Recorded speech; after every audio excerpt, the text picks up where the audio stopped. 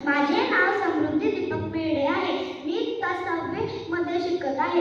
मी आज तुमच्या समोर मराठी भाषेतील एक कविता प्रस्तुत करणार आहे. कविताचे लेखक आहे गौरी शंकर गंगा. कविताचे नाव आहे प्रश्न विचारा पुन्हा पुन्हा.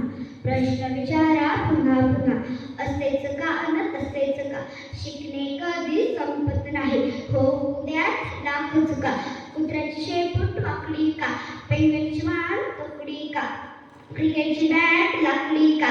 सापाची चाल वाकडी का. प्रश्न विचारा पुन्हा पुन्हा. घंटवागड रात्री फिरतात का. मासे पाण्यात तरतात का. पतंग दिव्यावर मरतात का. काजवे चमचम करतात का. प्रश्न विचारा पुन्हा पुन्हा. खोकल्याची उंबळ येते का.